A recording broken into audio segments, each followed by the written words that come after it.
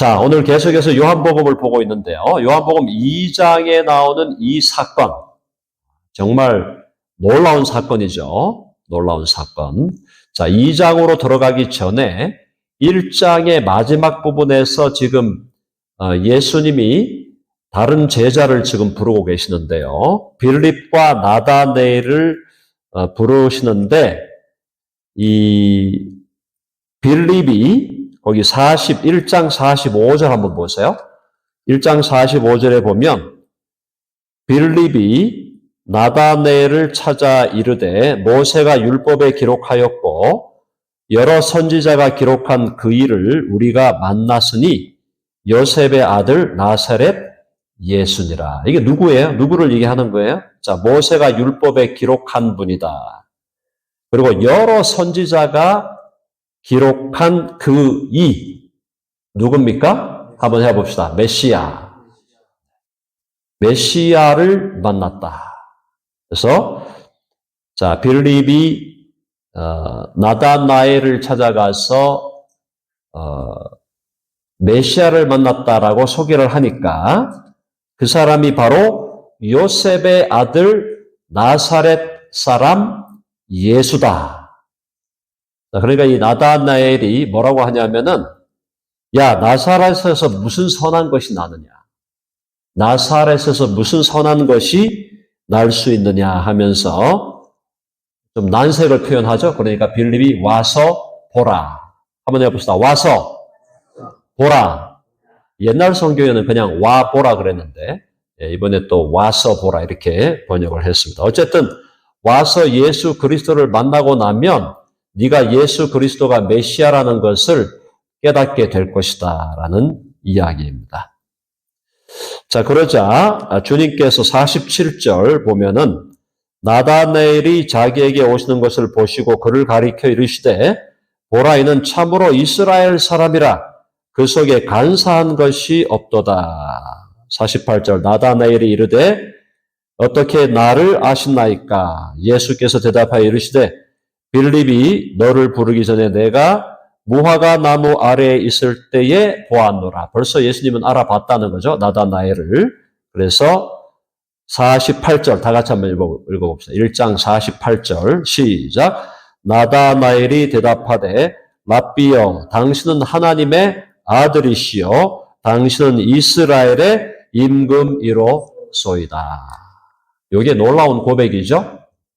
자, 나다나엘이 예수님을 딱 보고 예수님이 나다나엘에 대해서 미리 보시고 얘기를 하는 걸 딱 들으니까 아, 이분이 보통 분이 아니시구나 하면서 지금 고백을 하는데 고백이 뭐냐면 당신은 하나님의 아들이시요. 이 놀라운 고백이죠. 하나님의 아들이시요. 자, 예수 그리스도가 하나님의 아들이시라고 하는 이 고백은 요한복음 전체를 지배하는 주제입니다. 요한복음 1장부터 21장까지 전체를 지배하는 주제가 예수님이 하나님의 아들이라는 거예요. 하나님의 아들이시여 당신은 이스라엘의 임금이시다. 이스라엘의 임금. 이게 이제 메시아라는 얘기인데 제가 지난번 말씀드렸죠. 예수님이 다니실 때 거의 좀 거지들의 두목이다 할 정도로 거지들을 데리고 다니는 어떤 그런 사람으로 겉으로 볼 때는 정말 볼품이 없는 분이셨어요.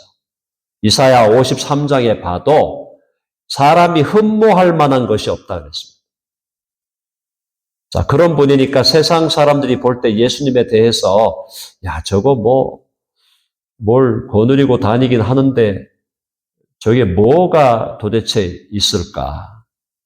자, 그런 분인데 이 나다나엘이 예수님에 대해서 당신은 하나님의 아들이시요 당신은 이스라엘의 임금.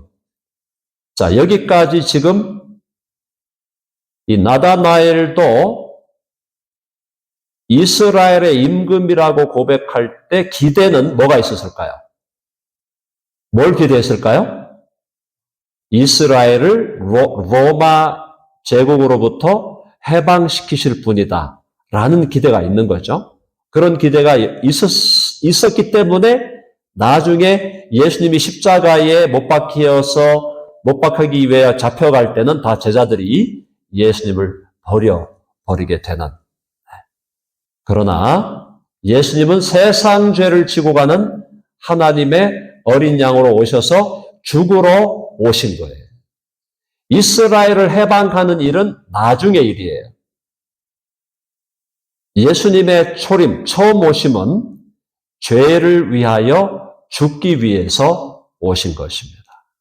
그래서 이게 지금 일관되게 흐르는 이 요한복음에서 하나님의 아들, 예수님이 하나님의 아들이고 둘째는 예수님은 세상 죄를 지고 가는 하나님의 어린 양이다. 죽으러 오신 분이다. 여러분 한번 해봅시다. 죽으러 오셨다.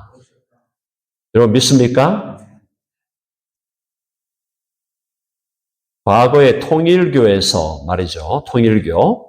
통일교에서 뭘 주장했냐면 누가 예수를 죽기 위하여 왔다고 가르치는가. 그게 통일교가 내세웠던 모토였어요. 누가 예수가 죽으러 오셨다고 가르치는가. 이게 무슨 말인가 하면은 통일교의 교리는 뭐냐 하면은 예수님이 죽으러 오신 게 아니라는 거예요. 예수님은 이스라엘을 해방하고 자기의 나라를 세우시기 위해서 오셨는데 예수님이 실패했다는 거예요. 예수님이 십자가에 못 박혀 죽으신 것은 100% 실패라는 거예요. 그래서 누가 왔다? 그래서 문선명이가 왔다는 거예요. 자, 그래서 예수 그리스도가 죽으러 온 게 아니었다. 예수 그리스도는 와서 왕권을 행사하고 그리스도의 왕국과 나라를 세우러 왔지 예수가 죽기 위해 온 게 아니다. 그러므로 결론은 마치 예수님을 좀 생각해 주는 것처럼 그렇게 얘기하는데 결론은 뭐예요? 예수는 실패자였다. 따라서 문선명이를 따라라. 이게 통일교의 주장이었는데, 자, 여러분, 기독교회 2000년의 역사 동안에 성경을 통하여 복음을 믿었던 모든 복음주의적인 그리스도인들의 고백은 예수 그리스도, 초림의 예수 그리스도는 우리 죄를 해결하시기 위하여 죽기 위하여 오셨다라는 것입니다. 여러분 아멘 하시죠? 누굴 위해 죽기 위해서, 누굴 위해 오셨어요? 나를 위해서. 다 같이 한번 해봅시다. 나를 위해서. 주님께 감사드려야 되겠죠? 네, 나를 위해서 오셨어요. 나를 위해서. 그리고 너를 위해서. 그리고 우리를 위해서 오셔서 십자가에 죽으시고 피 흘리시고 결국 우리를 구원하여 주셔서 우리를 하나님의 아들들로 딸들로 세워 주신 줄로 믿습니다. 자, 그렇게 이제 정리를 했고요. 자, 그래서 예수께서 50절 보니까 대답하여 이르시되 내가 너를 무화과 나무 아래에서 보았다 함으로 믿느냐? 이보다 더 큰 일을 보리라. 뭘 본다는 겁니까? 죽은 자를 살려내시고 나중에 예수님이 나사로를 살려냈잖아요. 예수님이 직접 죽기도 하시고 다시 부활하기도 하시는 놀라운 역사를 주님께서 이루실 것을 보여주셨습니다. 자, 이제 가나의 혼인잔치입니다. 여기 보면 사흘째 되던 날, 2장 1절에 보니까 사흘째 되던 날, 요것이 언제부터 사흘째냐? 여러 가지 해석이 가능하겠지만 제가 볼 때는 예수님이 세례를 받으신 지 사흘째 되던 날. 세례 요한에게 세례를 받고 올라오시면서 그때 하나님의 음성이 들려서 이는 내 사랑하는 아들이요 내 기뻐하는 자라. 이렇게 놀라운 이제 역사가 있은 다음에 사흘째가 된 거니까 예수님의 사역의 아주 초기입니다. 아주 초기에. 자, 이때 갈릴리 지역 가나에 혼례가 있어 예수의 어머니도 거기 계시고 예수의 어머니 마리아가 거기 계시고 예수와 그 제자들도 혼례에 청함을 받았더니 이때 12명이 다 구성된 것은 아닐 걸로 보여지는데요. 어쨌든 이때 지금 베드로와 안드레와 빌립과 이런 정도, 여기 지금 나다나엘 이런 정도가 지금 제자들이 따라가고 있는데, 자 3절에 보니까 포도주가 떨어졌어요. 그래서 예수의 어머니가 예수에게 이르되 저들에게 포도주가 없다 하니, 자 잔치에 혼인잔치입니다. 혼인잔치에 포도주가 없다. 무슨 의미입니까? 어떤 뜻일까요? 포도주의 기쁨과 즐거움과 행복이 사라지게 된다라는 겁니다. 이걸 지금 우리 한국 교회라는 컨텍스트에서 음주를 못하게 하고 술을 마시지 못하게 하는 우리 교회의 한국 교회의 좋은 전통은 술을 금하는 거죠. 네, 그건 저는 좋은 전통이라고 생각을 합니다. 그러나 이 지금 1세기의 유대 나라의 지금 갈릴리 땅에서의 혼인잔치 안에서의 포도주라는 것은 이것은 절대 필요한 거예요. 절대 필요한 거예요. 혼인잔치를 벌였는데 모여서 기뻐하고 즐거워하고 파티를 하는데 포도주가 없다는 것은 찐빵에 안고가 없는 겁니다. 무슨 말인지 아시겠죠? 이거는 심각한 문제예요. 이건 가벼운 문제가 아니에요. 그래서 포도주가 지금 떨어졌어요. 자, 예수님의 말씀이 조금 거시기 합니다. 4절 한번 읽어봅시다. 4절 시작. 예수께서 이르시되 여자여 나와 무슨 상관이 있나이까? 내 때가 아직 이르지 아니하였나이다. 어머니인데 어머니 보고 여자여. 좀 느낌이 그렇죠? 네, 여자여.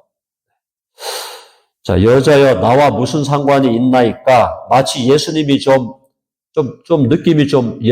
느낌이 마리아가 어머니가 부탁을 했는데, 아니, 부탁이 누구 부탁도 아니고 엄마의 부탁인데, 예수님이 말씀하시는 게 조금 거리를 두는 것 같아요.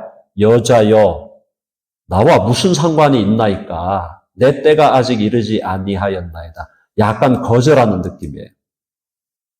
그래서 어머니라고도 하지 않고 여자여, 약간 이렇게 약간 좀 공적인 자세를 취하면서 그죠? 프라이빗한 느낌이 아니고 퍼블릭한 느낌을 취하면서 어피셜한 느낌으로 예수님이 얘기를 하시는 겁니다. 자, 그래서 이제 요것을 어떻게 해석할까? 이 학자들 간에 이 4절에 대한 해석 때문에 많은 논쟁이 있어요. 지금도 이 신약을 연구하는 학자들, 요한복음을 연구하는 학자들이 2장 4절에서 예수님이 왜 이런 말씀을 했을까? 아직도 이것 때문에 많은 논란이 있습니다. 자, 어쨌든 이 4절에서 예수님의 때가 이르지 아니했다. 그것은 예수님이 메시아로서의 표적을 보이실 때가 안 되었다. 그런 의미예요. 그러니까 카이로스, 하나님의 때, 그리고 예수님이 정식으로 메시아로서 사역할 때가 안 되었다라는 그런 느낌을 지금 그런 느낌으로 말을 하고 있는데, 때가 안 됐다고 해서 때가 지금 아주 멀다 그런 느낌은 또 아닙니다. 그런 느낌은 또 아니고 아직 때가 안 되었는데 모친이 그렇게 부탁을 하니까 약간 거절하는 투로 말씀하고 계시지만 결국은 마리아의 모친의 그 부탁을 듣게 되잖아요. 네, 결국은 뭘 의미하는 거냐면은 예수님께서 처음에는 마리아의 말을 거절하는 듯 했지만 결국은 그 말에 순종하시면서 결국 물을 포도주로 만드는 기적을 행하신다. 결국 여기서 마리아가 어떤 의미에서 어머니 마리아가 예수님의 공생의 사역, 예수님의 메시아 사역을 어떻게 한 겁니까? 그 시기를 당기는 역할을 한 것이다. 이렇게 해석을 하고 있습니다. 물론 여러 해석 중에 하나 해석이지만 제가 볼 때도 어쨌든 예수님이 태어나실 때도 동정녀 마리아를 통해서 태어나셨고, 그리고 나중에 십자가에 달리실 때도 마리아가 마지막까지 남아있잖아요. 그리고 여기서 지금 2장에서는 공생의 메시아로서의 사역을 시작하는데 어머니가 어떤 일정한 역할을 했다라는 걸 지금 보여주려고 하는 것이다라는 겁니다. 그래서 이 마리아의 역할이 이 초대교회에 어느 정도 중요한 역할을 했다는 걸 이 요한복음은 조금 그 부분을 부각시키고 있다. 왜냐하면 요한복음이 복음서 중에 가장 마지막에 쓰여진 복음서예요. 95년에서 98년 그 시기에 쓰여진 거기 때문에 공관 복음서보다는 조금 다른 각도에서 마리아의 역할을 지금 보여주고 있습니다. 자, 어쨌든 이 마리아가 포도주가 지금 부족하니까 이 상황에 대해서 예수님에게 부탁을 하는 그것으로 어떤 의미에서 예수님의 메시아 사역이 앞당겨지는 듯한 그런 느낌을 여기서 주고 있습니다. 자, 그 다음에 5절로 봅니다. 그의 어머니가 하인들에게 이르되 너희에게 무슨 말씀을 하시든지 그대로 하라.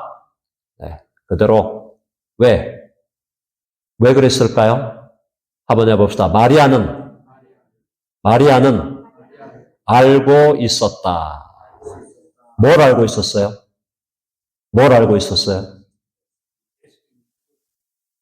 예수 그리스도가 본질상은 하나님의 아들이고 이 땅에 오신 예수 그리스도는 메시아로 오신 분임을 마리아는 알고 있는 거예요. 알고 있는 거예요. 자, 그러니까 너희에게 무슨 말씀을 하시든지 그대로 하라. 메시아로 오신 예수 그리스도가 이 혼인잔치의 이 상황에서 포도주가 떨어진 이 심각한 상황을 예수 그리스도가 해결할 수 있다라는 걸 마리아는 믿고 있다라는 얘기입니다. 마리아의 믿음, 요걸 지금 또 부각하고 있는 거예요. 자, 그래서 6절에 보니까 거기에 유대인의 정결 예식을 따라 두세통 드는 돌 항아리 6이 놓였는지라. 자, 예수께서 그들에게 이르시되 항아리에 물을 채우라 하신즉 항아리 6개다가 아귀까지 다 채웠어요. 가득 채웠습니다. 가득 채웠어요. 이제는 떠서 8절 연회장에게 갖다 주라 하심에 갖다 주었더니 9절 같이 봅시다. 9절 다 같이 9절 시작. 연회장은 물로 된 포도주를 맛보고도 어디서 났는지 알지 못하되 물떠온 하인들은 알더라. 이 포도주가 너무너무 맛이 있었다. 자, 연회장이 신랑을 불러 말하되 사람마다 먼저 좋은 포도주를 내고 취한 후에는 낮은 것을 내거늘. 그러니까 처음 이제 술을 막 마시고 잔치를 벌일 때 그때 좋은 포도주를 내서 좀 아주 흥이 나게 해가지고 취한 다음에는 조금 저질의 포도주를 내도 문제가 안 되는 거죠. 근데 그대는 지금까지 좋은 포도주를 두었도다. 아니, 지금 더 좋은 포도주가 나온 거예요. 더 좋은 포도주가 나온 거예요. 그러면서 11절 보니까 예수께서 이 첫 표적을 갈릴리 가나에서 행하여 그의 영광을 나타내심에 제자들이 그를 믿으니라. 자, 오늘 그럼 여기서 우리가 신학적으로 따져 물어봐야 할 게 있습니다. 자, 첫째 이적이 하필이면 왜 혼인 잔치, 결혼식이냐라는 거예요. 왜 그랬을까요? 처음 표적을 행하시는데 그 현장이 결혼의 현장이에요. 왜 결혼식 현장에서 예수님이 첫 번째 표적을 행했을까? 사랑하는 여러분, 예수님은 영적인 의미에서 우리를 위한 신랑으로 오신 분이십니다. 한번 해봅시다. 우리의 신랑으로 오셨다. 아멘 하시죠? 새 언약의 중보자로 오신 예수 그리스도는 당신이 우리의 영적인 신랑으로 오신 거예요. 영적인 신랑으로 오신 예수 그리스도가 우리를 맞아서 우리와 함께 혼인의 언약을 맺는 겁니다. 그러니까 새 언약은 혼인의 언약이고 새 언약은 결혼의 언약이에요. 영적인 혼인, 영적인 결혼. 바로 예수 그리스도가 참 신랑이시다. 한번 해보시다. 예수님이 참된 신랑이시다. 여러분 아멘 하시죠? 여러분 옆에 있는 여러분이 사랑하는 훌륭한 남편이 있지만 그 훌륭한 남편도 이 땅에서만 남편이에요. 이 땅에서만 남편. 우리가 영원한 새하늘과 새 땅에 가면 남편과 아내가 사라진다. 만약에 영원한 새하늘과 새 땅에서도 혼인의 관계가 있다면 그것은 예수 그리스도, 참 신랑이신 예수 그리스도와 그분의 신부된 우리와의 영적인 결혼 관계. 그것은 유지되겠지만 사람과 사람 사이의 결혼 관계는 이 땅으로 끝난다. 그럼 뭘 가르치려는 것인가? 뭘까요? 예수 그리스도를 참 신랑으로 모시고 살아가는 법을 배워라 하는 것입니다. 예수님을 참 신랑으로 모시고 살아가는 법을 배워라. 뭘까요? 예수님과 함께 친밀하게 지내라는 것입니다. 예수님과 친밀한 관계를 맺으라는 거예요. 예수님과 친밀한 관계를 맺고 살아가는 그 삶이 뭐다? 그게 영생이다. 우리가 누리는 영원한 삶이 앞으로 새하늘과 새 땅에서 우리는 영원한 삶을 다시 누리게 되는데 더 온전하게 누리게 되는데 그 이전에 이 땅에서 이미 우리는 영생을 맛보며 주 안에 살리라. 영생을 맛보며 주 안에 사는 것은 예수님과 친밀한 관계 속에서 살아가는 것이다. 다시 말하면 예수님은 우리와 친밀하게 친해지시려고 오신 거다. 이 말이에요. 한번 해봅시다. 예수님은 우리와 친하게 지내시려고 이 땅에 오셨다. 여러분 아멘 하시죠? 저와 여러분이 남은 인생에 많은 하나님이 우리에게 남겨주신 많은 사명들이 있습니다. 복음을 전해서 믿지 않는 사람들을 구원하고 하나님의 나라를 확장하고 세계 선교를 완성하고 연약함 가운데 있는 사람들을 카운슬링해서 그 사람들을 힐링하고 도와주고 치료하고 많은 일을 해야 되지만 많은 일을 해야 돼요. 할 일들이 너무 많아요. 자, 그러나 그런 일들을 하는 것보다 더 근본에 있어야 될 것은 우리의 신랑 되신 예수 그리스도와 우리가 친밀한 관계 속에 살아가야 한다는 것입니다. 사랑하는 여러분, 우리의 남은 생애 동안 주님과 더욱더 친밀해지는 저와 여러분 되시기를 간절히 바랍니다. 제일 친해야 될 분이 예수님이 돼야 돼요.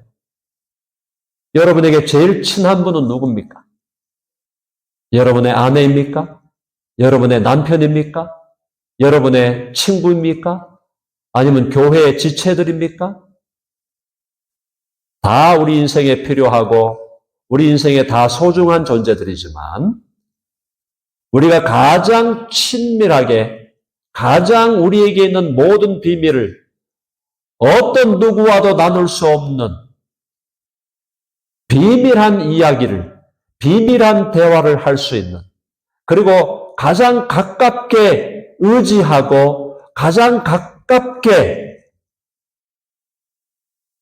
살아가야 할 함께 살아가야 할 존재는 다른 사람이 아니라 바로 우리 주 예수 그리스도이시다.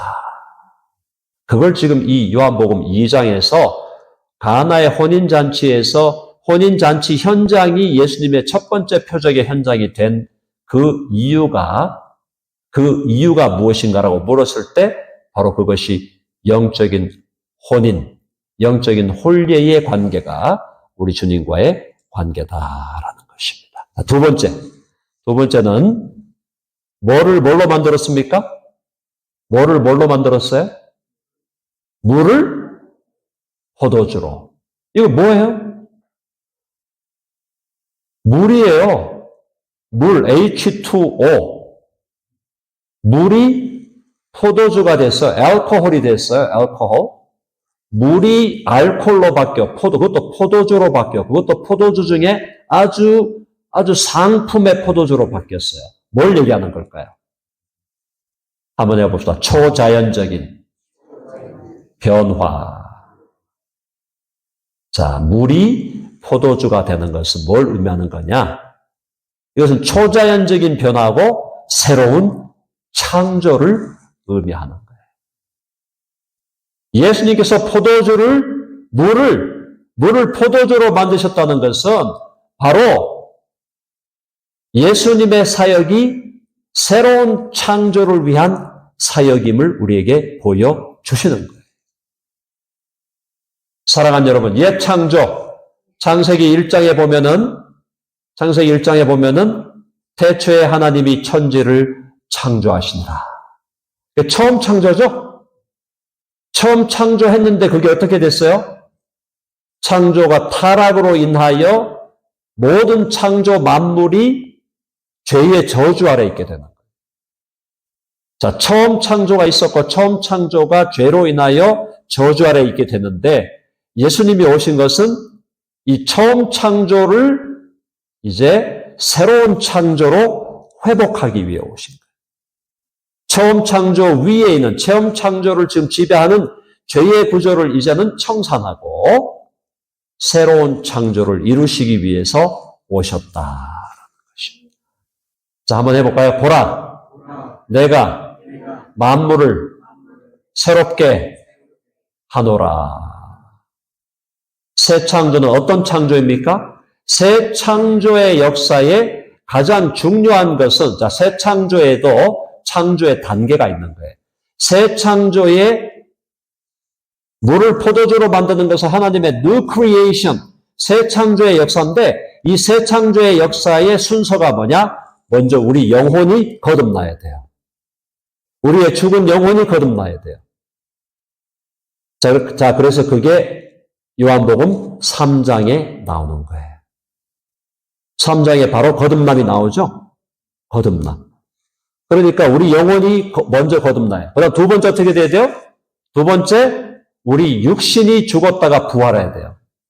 영적인 거듭남이 첫째 단계, 둘째로 우리 육신이 죽었던 육신이 부활해야 돼요. 그리고 세 번째가 온 우주와 만물이 새 하늘과 새 땅으로 변화되어야 된다. 새 창조의 세 단계가 있다는 거예요. 우리의 영혼이 거듭나야 됩니다. 우리의 몸이 부활해야 됩니다. 온 우주가 new creation으로 바뀌어야 됩니다. 그 일을 이루기 위해서 예수님은 오셨다. 새로운 창조를 이루시기 위해서 예수님이 뭘 하셨어요? 해보십시다. 죽으시고 살아나셨다. 예수님이 십자가에 죽으시고 다시 3일 만에 살아나시는 주님의 십자가와 부활의 그 사건은 다름 아니라 새로운 창조를 이루기 위한 준비 사역이었다. 예수님의 부활이 새 창조의 도래예요.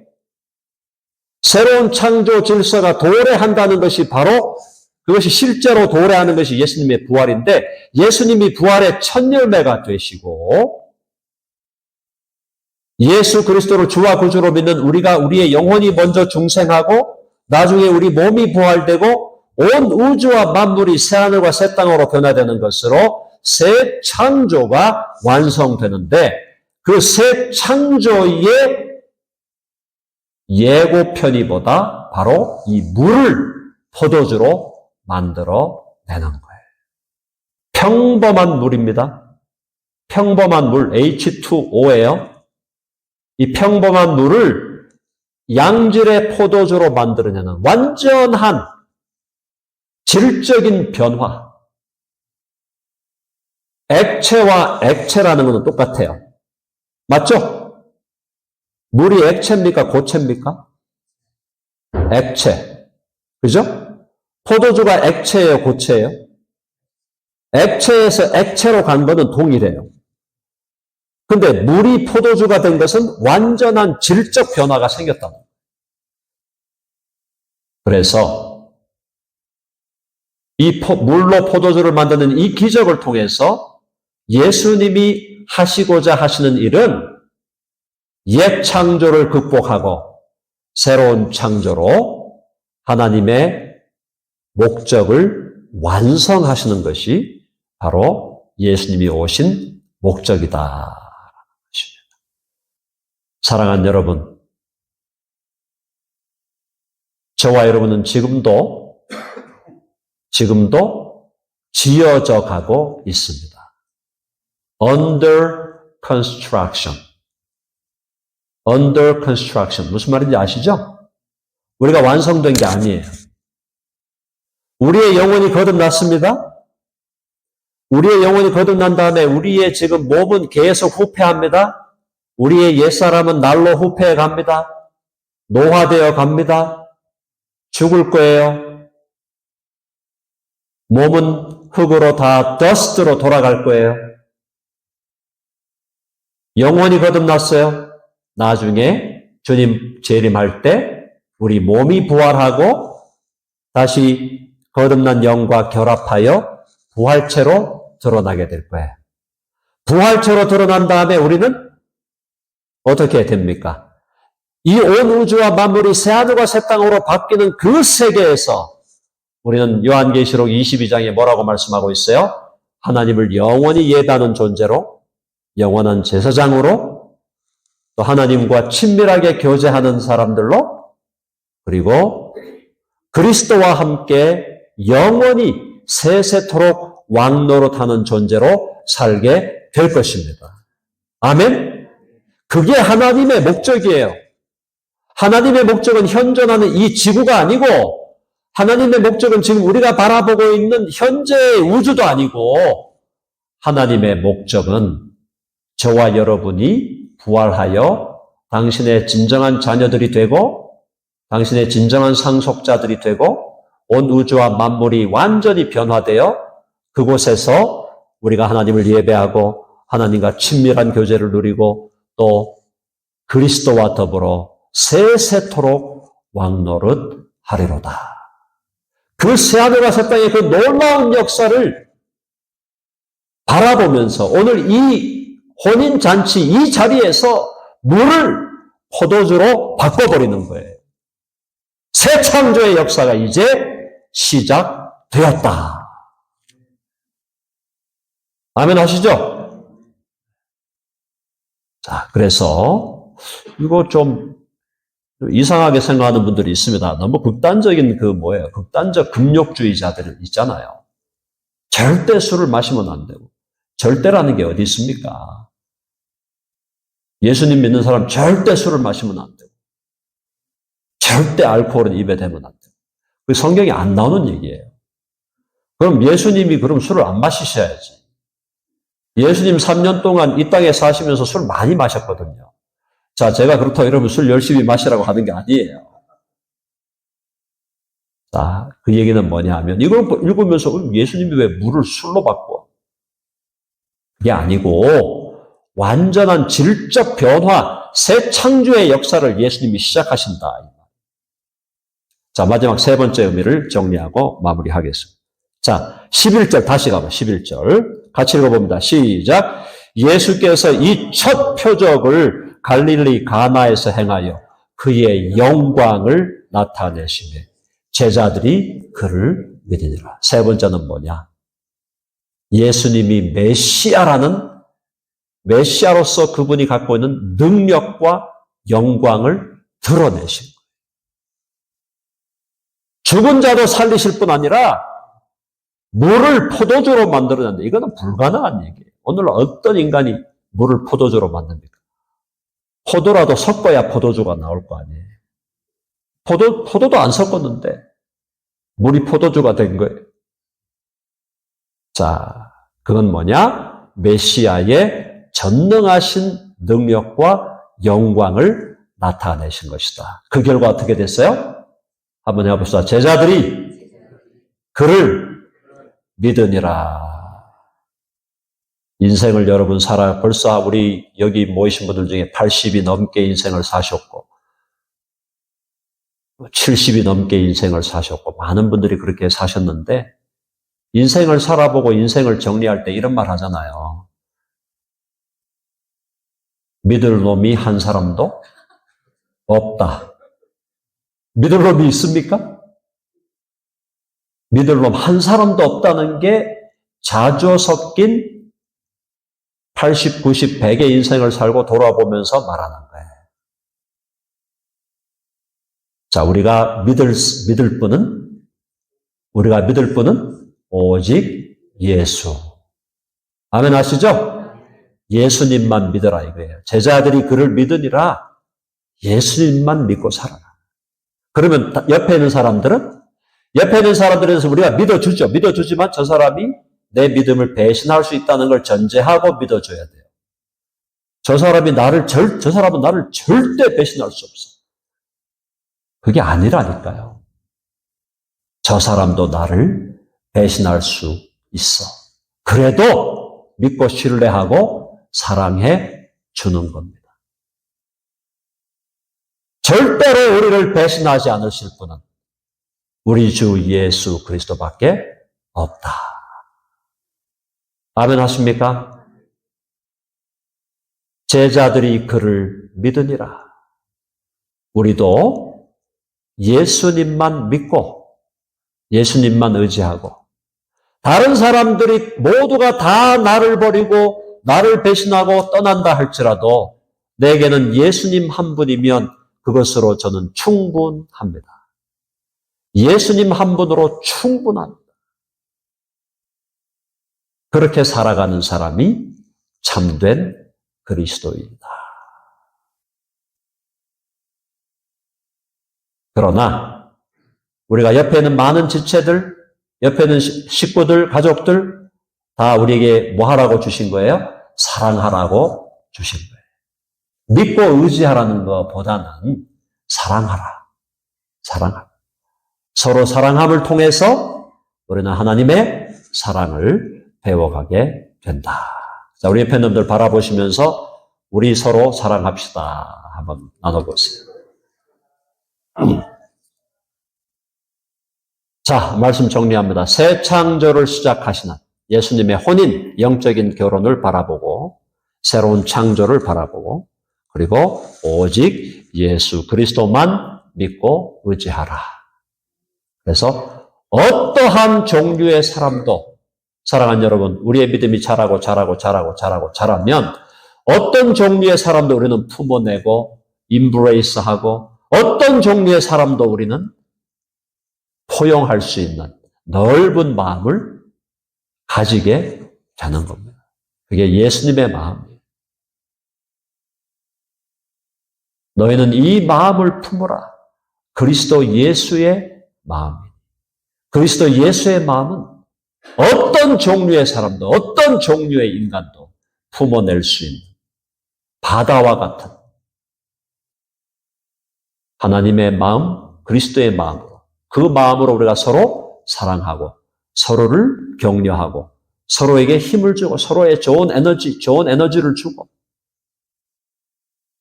서로에게 용기를 주고 서로를 더 셀러브레이트하고 서로를 더 예찬하고 높이고 장점을 극대화하고 단점을 보완하고 그렇게 해서 아름다운 공동체를 이루어갈 때 부족하지만 우리 믿음의 공동체가 영원한 하나님의 나라를 닮아가는 아름다운 공동체가 될 줄로 믿습니다.